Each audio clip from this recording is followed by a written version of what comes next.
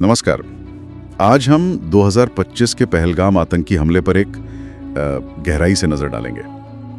कश्मीर की वो खूबसूरत वादी और वहां हुई ये घटना, ये सिर्फ एक हमला नहीं था, ये कहीं ज्यादा गहरा था, इंसानियत पर एक चोट जैसा। हमारे पास इस पर लिखे एक विश्लेषण के कुछ अंश हैं और हमारी कोशिश यही रहेगी कि इन अंशों के जरिए मतलब इस घटना के जो अहम पहलू हैं उन्हें समझें। तो शुरुआत करते हैं कि आखिर हुआ क्या था उस शाम। पहलगाम की बाईसरन घाटी, शाम का वक्त था और तभी अचानक 3 नकाबपोश आतंकी, उन्होंने सैलानियों और जो स्थानीय लोग थे उन पर अंधाधुंध गोलियां बरसानी शुरू कर दी। स्रोत बताता है कि उनके पास काफी आधुनिक हथियार थे, AK-47, ग्रेनेड। हाँ, और रिमोट से चलने वाले आईडीज का भी जिक्र है, मतलब पूरी तैयारी से आए थे। बिल्कुल। और पल भर में ही वहां का पूरा मंजर बदल गया। चारों तरफ बस अफरा तफरी और दहशत। विश्लेषण में एक बड़ा दिल दहला देने वाला दृश्य खींचा गया। लोग जान बचाने के लिए भाग रहे थे, बेतहाशा चट्टानों के पीछे छिपने की कोशिश कर रहे थे। बर्फ पर खून के निशान थे, टूटी हुई टट्टू गाड़ियां बिखरी पड़ी थी। एक चश्मदीद का बयान भी दर्ज है उसमें। मैंने देखा कि एक आदमी अपने बच्चों को चट्टान के पीछे धकेल रहा था और तभी गोली चली। ये सोचना भी मुश्किल है। हाँ बिल्कुल, और उस हमले के फौरन बाद का जो माहौल था वो भी कुछ कम भयानक नहीं था। हमले के करीब 1 हफ्ते बाद की ड्रोन तस्वीरें हैं। उनमें पहलगाम एकदम सुनसान नजर आता है, जैसे कोई भूतहा शहर हो। डल झील में शिकारे खाली थे, बाजारों में कोई रौनक नहीं, सड़कों पर सिर्फ CRPF के जवान गश्त कर रहे थे। अच्छा। यहाँ तक कि वो जो वेलकम टू पहलगाम का बोर्ड था वो भी टूटा पड़ा था। स्रोत इस खामोशी को सिर्फ सन्नाटा नहीं कहता, वो कहता है कि ये उस डर और अनिश्चितता का प्रतीक था जो हमले के बाद वहां बस गया था। ये खामोशी और डर, ये तो समझ आता है, लेकिन क्या स्रोत इस अंधेरे में किसी उम्मीद की किरण, किसी सकारात्मक पहलू का भी जिक्र करता है? हाँ बिल्कुल करता है, और वो उम्मीद की किरण एक आम कश्मीरी की कहानी से मिलती है। सैयद आदिल हुसैन शाह। आदिल एक टट्टू वाला था, साधारण सा इंसान। जब गोलियां चलने लगी तो जाहिर है वो भाग सकता था, अपनी जान बचा सकता था। हाँ बिल्कुल। लेकिन वो भागा नहीं, उसने कुछ बच्चों को देखा और उन्हें बचाने के लिए दौड़ा। स्रोत बताता है कि जब एक आतंकी उन बच्चों के बिल्कुल नजदीक पहुंच गया तो आदिल उससे भिड़ गया, आमना सामना हुआ। अकेले? हाँ, और इस कोशिश में उसकी जान चली गई, लेकिन उसने उन बच्चों को बचा लिया।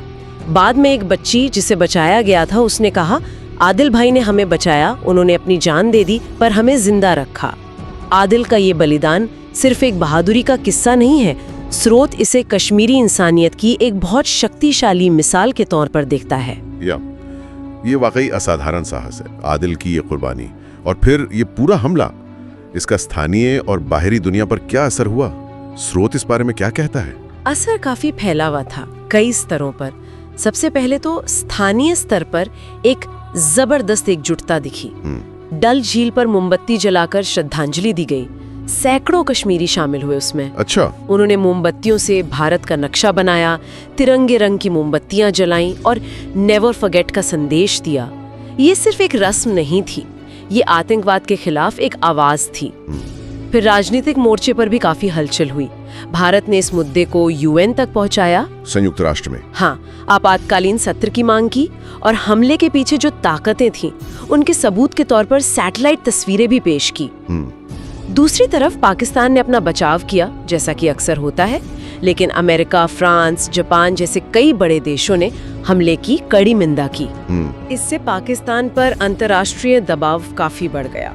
स्रोत इस बात पर जोर देता है कि कैसे एक स्थानीय घटना तेजी से एक बड़ा अंतर्राष्ट्रीय मुद्दा बन सकती है। और मीडिया का क्या रुख रहा इस सब में? आजकल मीडिया की भूमिका पर तो काफी बात होती है। मीडिया की भूमिका, जैसा स्रोत बताता है, वो मिली जुली थी। मतलब कुछ संस्थानों ने आदिल शाह जैसे नायकों की कहानियों को सामने रखा, इंसानियत और साहस के पहलू दिखाए। हाँ, ये जरूरी था। बिल्कुल। लेकिन वहीं कुछ जगहों पे TRP की दौड़ भी दिखी।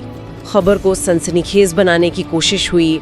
सोशल मीडिया पर #पहलगाम अटैक ट्रेंड कर रहा था।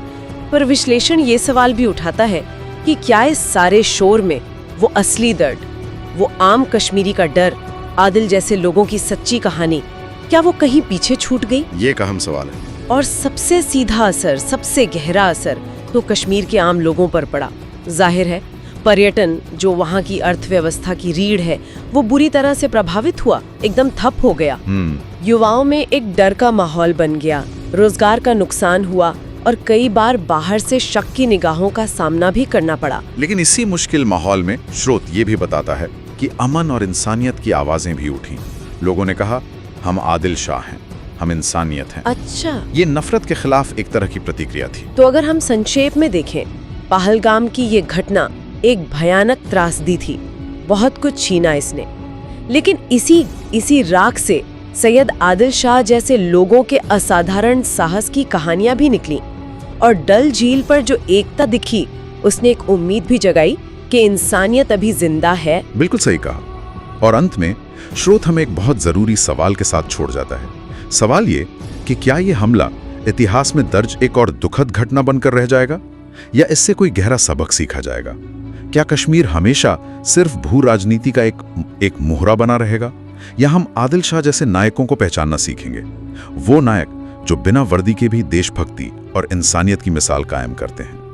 ये सवाल सिर्फ कश्मीर के लिए नहीं, ये हम सब के लिए है, एक बेहद जरूरी सवाल। और शायद इसका जवाब, शायद वो स्रोत की उस आखिरी पंक्ति में छुपा है, कभी नहीं भूलेंगे क्योंकि भूलना दोबारा होने देना है।